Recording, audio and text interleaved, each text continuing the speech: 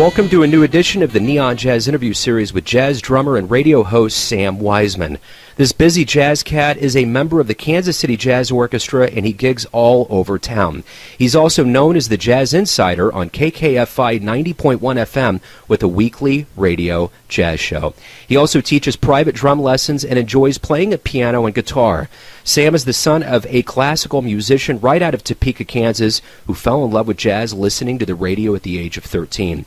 He moved to Kansas City in 2001 to study at UMKC, and he's been a fixture on the KC jazz scene ever since. So please get to know him and dig this interview, my friends. Sam, hey, thanks for taking a minute out to talk with Neon Jazz. I appreciate it. Sure.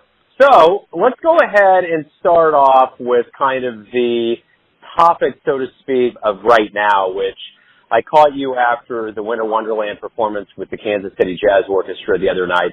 Another stellar performance in front of a sold-out crowd at Kaufman. Talk to me about your involvement with the Jazz Orchestra. That goes back to Kerry Strayer, who used to be the director of the Jazz Orchestra. And I had worked for him off and on for a lot of years. He actually gave me the first steady gig I ever had. And I had subbed with the group a few times and then eventually became a member, along with another awesome drummer, John Kazillermuth.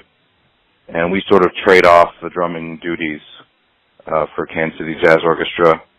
And it's just a pleasure to play in that group, and Clint Ashlock programs a lot of interesting music and a variety of music.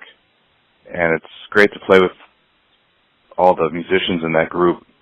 And I say that it's sort of it's like a grown-up band, you know what I mean? All the guys in that band have played all kinds of gigs for a lot of years, and so it's a pleasure to play with so many musicians with so much experience. You know, the one thing that's interesting about what I've always seen with you guys in the Jazz Orchestra, and I kind of compare this to other large ensembles that cover the music of the masters and a lot of people in the jazz idiom. I mean, even like the San Francisco Jazz Collective, it's like, you know, they're covering Miles Davis. You guys cover all kinds of musicians. And my question and point is this. You all make it look so easy, and Clint comes up with these, you know, twists on things, but it's actually really difficult what you guys are doing. You make it look easy. Is that an accurate surmise? Yeah, I mean, some music is certainly harder than others. Music is always challenging, and there's a lot of work that goes on behind the scenes and years of practice and study to make it look easy. And I hope that when it looks easy, it doesn't feel stale or boring. I hope that just means it feels good and comfortable. Yeah. You know, you talked about putting twists on some of the music of the masters like Basie and Ellington and stuff, and we do that, but I also like this band when we play, you know, classic Ellington, or, you know, we did a Cotton Club show, so like early Ellington, or, you know, Sinatra at the Sands, that kind of stuff. We try to play stylistically correct for that era.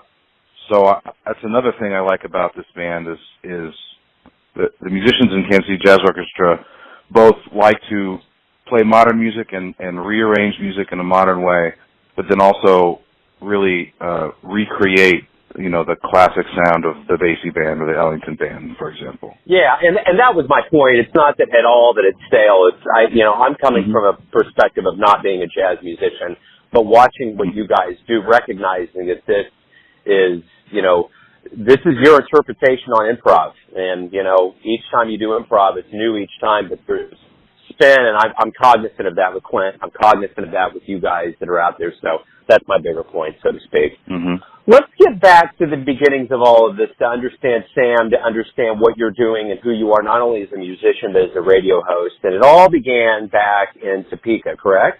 Yes. So talk to me about your childhood and how you got reared, not only in music as kind of this whole, but jazz more specifically. So my mom is a classical violinist, and she used to teach violin lessons, and she still does, and she's played in the Topeka Symphony for 40 years now. And so that was my earliest, you know, musical influences were early, you know, symphony concerts, Topeka Symphony concerts, classical music. violin lessons. But, we listened to other types of music as well. But the idea of music being a potential career life path was always a real possibility for me, which I really appreciate. I started on piano. Like a lot of kids, that didn't quite take. My mom wanted me to play cello. That I wasn't going to do that.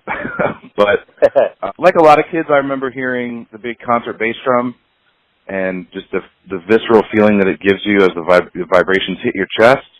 And that's kind of what I remember about discovering the drums and thinking that's what I want to do.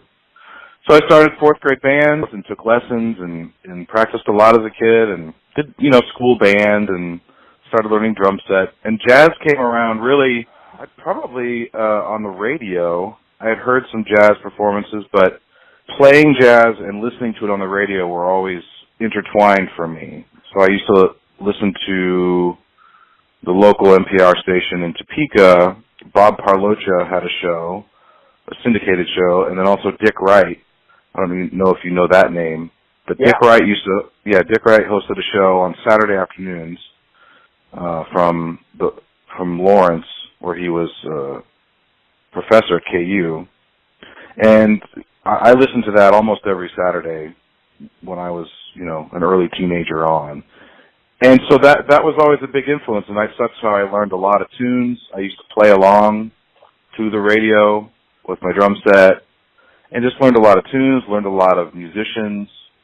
And Dick Wright and Bob Parlocha both would mention the Sidemen. So it wasn't just a Miles Davis record, it was a Miles Davis record with Jimmy Cobb and Wynton Kelly and Paul Chambers and John Coltrane. And then, I got to find more Jimmy Cobb, or I got to find more Paul Chambers. And so I would go down to Best Buy or Barnes & Noble and buy music with them. I may not know the person whose record it was, but I knew that Jimmy Cobb was on it, and so then I would get it. And so that's really how I discovered a lot of music, and I just did a ton of listening that way to Bob Parlocha and Dick Wright, and then also Bob McWilliams a little bit later. And so I would listen to the Bobs almost every night, starting at 9 p.m. So it was Bob McWilliams, and then it went to the syndicated Bob Parlocha show. The power of Bob. Yeah. Yeah. So that's really what got me into jazz. But I always was studying classical music, and wasn't sure what I wanted to do. I wanted to learn it all. So when you were listening to radio growing up and early on, you said that there was this notion that you were going to get into music. Did you think that you wanted to actually have your own show like you do now, or was it just something that kind of happened over time? It happened over time, but there's always been a thing for me, and I think a lot of people, and certainly musicians, of you're eager to share this music that is important to you. And the first version of that is, I would make cassette tapes and play it for my friends in the car. And so you're eager to share music that maybe you think, I think this person would like it, I can't wait for them to hear it. And so that was always the thing, and having a radio show is the natural conclusion of that. And I've been lucky enough to do that. And so really it's just a chance to, one, listen to music that I like, and then play it for people who maybe haven't heard it and can discover it and be excited about it in the same way that I am. Yeah, absolutely. So you come to Kansas City in 2001 to go to UMKC. Talk to me about that new journey in your life and what you learned in higher education about music. I came to UMKC, to the conservatory, to study classical percussion, and that's what my degree is in, a percussion degree. But one of the things that was appealing about UMKC was I could study classical music, but then also play in a jazz program that at the time, Bobby had just gotten there, and things seemed to be building at UMKC. My first year in school was Bobby's second. I knew there were good players here.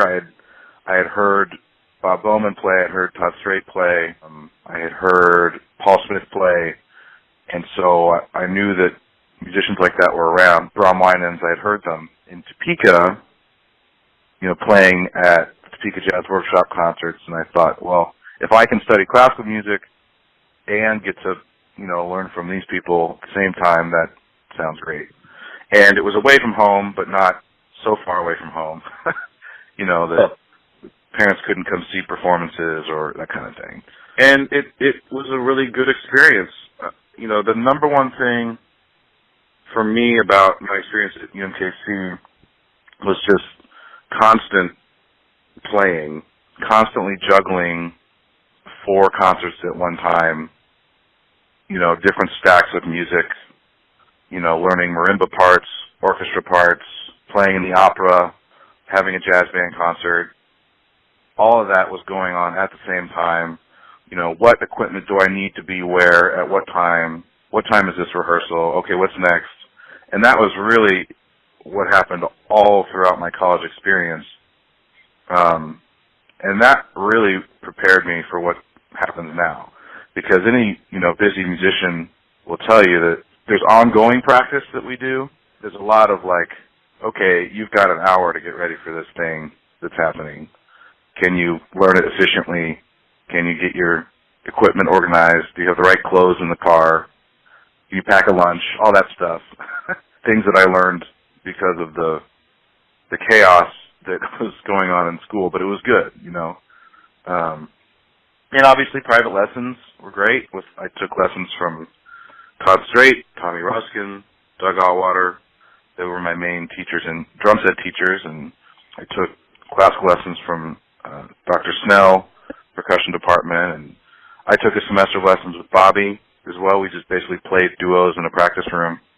So I just had a lot of different experiences and then just a lot of constant learning music and trying to keep it all organized. And that was a really good preparation for what goes on now. Because I have kids now, too, and that's just another crazy element. Yeah. Talk to me a little timeline-wise when you started and kind of how you progressed through the Kansas City scene into 2018. It started in school, really. That's another thing that I would tell somebody if they were thinking about where to go to school is the faculty matters a lot, the facility matters a lot, the city, the environment, but the students are hugely important. And these are the people that you're going to be spending the most time with and learning from and exchanging, musical ideas with. And so, if at all possible, go hear the big band or the combo or look up what various students are up to while they're in school. UMKC was great in that sense. There were a lot of good players that I played with, that I still play with, So the students were great to work with and grow with. Bobby and Todd and Tommy, Doug, they were and Paul McKee, I should mention Paul McKee and Hal Amelia as well, who were there. They were all encouraging us to go out and sit in and play. And yes, we had to get our schoolwork done and we had to show up at theory class at 8 in the morning, but going out to jam sessions, staying out late, playing, hearing music, trying to score gigs at restaurants, that was always encouraged by all of them. So I had sort of built a little baby gigging life while I was in school. Was given some good opportunities to play with more experienced musicians even when I was 19, 20. Getting to play like Gerald Spates, Roger Wilder, Bob Bowman, like I said, Carey, guys like that were established gave me a chance to play. And then really how things came to 2018, I was finishing school, trying to decide what to do, whether I would maybe try to audition for orchestras or go to graduate school, move to New York. Those are all things that were in my mind. I graduated in 2005 and was playing gigs, and I thought, well, let me just live in my cheap apartment and play some gigs this summer and maybe another year, and then I'll figure out what to do next. And that was 13 years ago.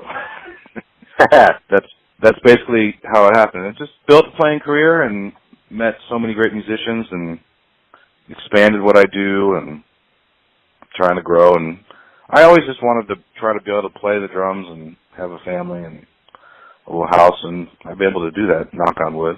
That's Absolutely. the short version. Yeah. I like it.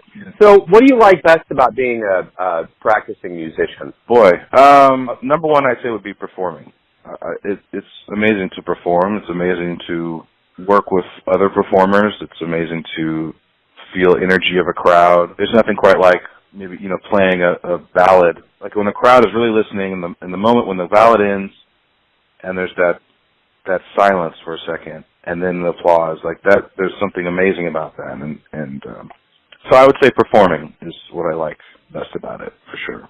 What about being a radio host? What do you enjoy the most about doing that gig? Of hearing music. I mean, listening to music, discovering new artists, that's number one. I mean, listening to music, listening to a lot of music, and being a musical performer go hand in hand. Those things are huge in my life, and so, yeah, listening to music, discovering new music is the best part about it.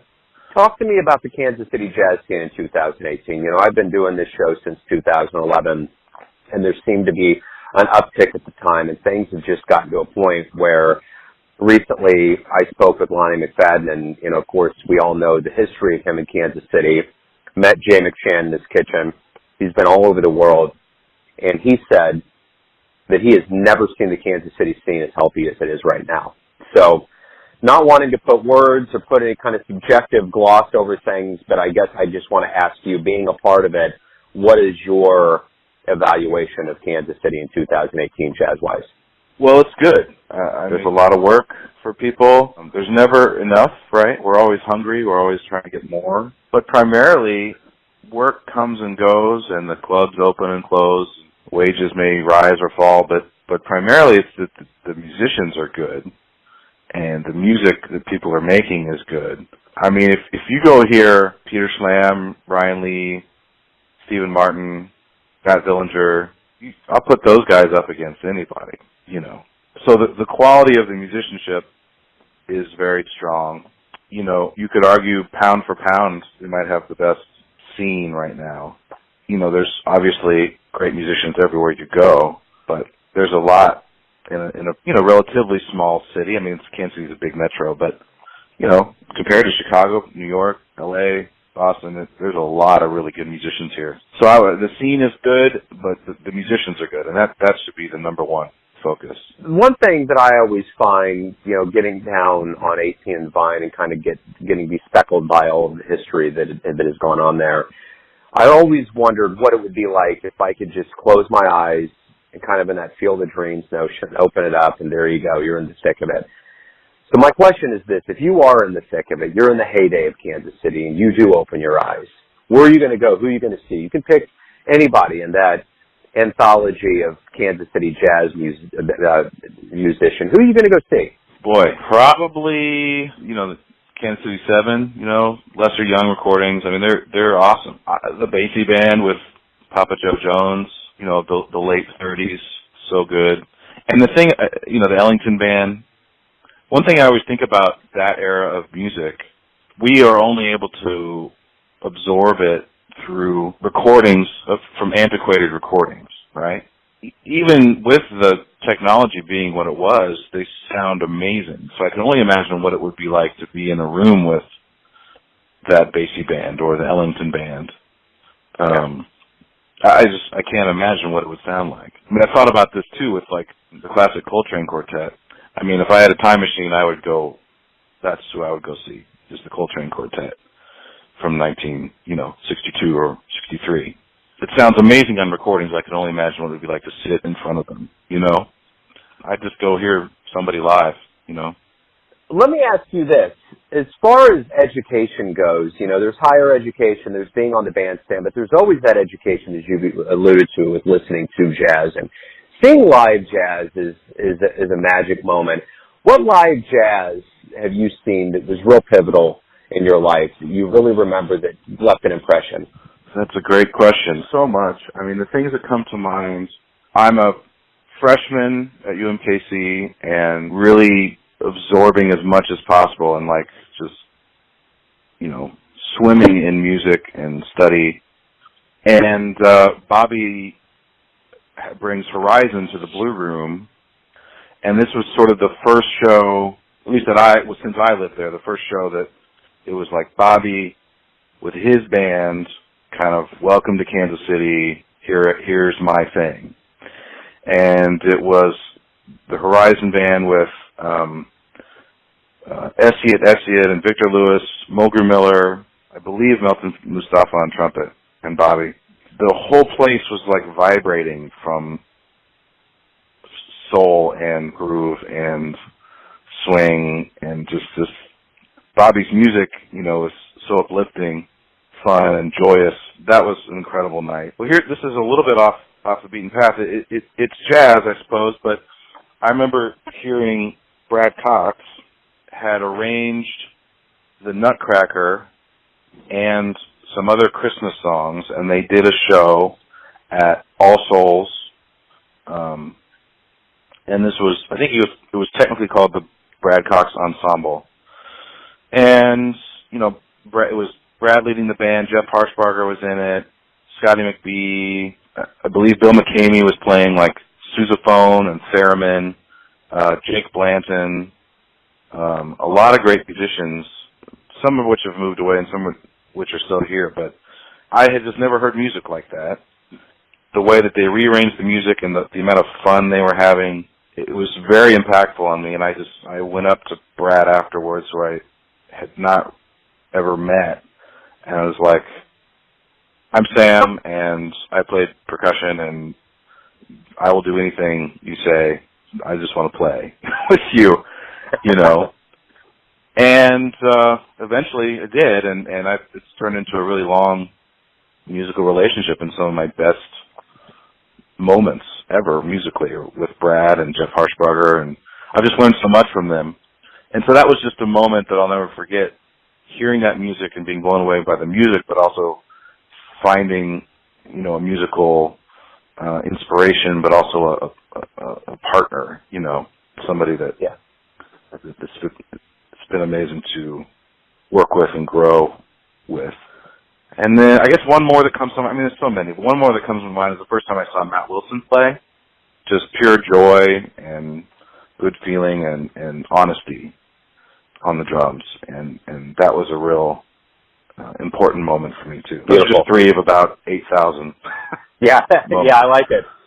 So let me ask you this. Why do you love jazz?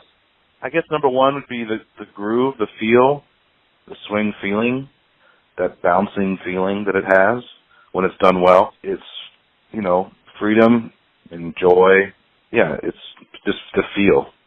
It's the feel. That's the number one thing. So everything's going to come down to this. This is my final question for you. Everyone has a perception of who they think you are. As a musician, as a radio host, you got your family, you got your friends, you got your fans, but you drive your ship. You know who you are. Tell me, who do you think you are? I'm a father. I'm a husband. I'm a drummer, son, brother. That's like, 1 through 20 of what I am. I'm an honest person, try to be respectful, try to, as best I can, to live by the golden rule. Musically, personally, that's who I think I am trying to be. I like it. Sam, hey, thanks for taking some time out. Thank you for the music. Thank you for the radio. I always appreciate it, and thank you for your time with Neon Jazz. I appreciate it. Thank you, and thanks for all you do as well. Thanks for listening and tuning in to yet another Neon Jazz interview, where we give you a bit of insight into the finest players in Kansas City and spots all over the world, giving fans all that jazz. And thanks to Sam for his time, his music, and his cool. If you want to hear more interviews, go to Famous Interviews with Joe Domino on the iTunes Store. Visit neonjazz at youtube.com. And for everything Neon Jazz, go to the neonjazz.blogspot.com. Until next time, enjoy the jazz, my friends.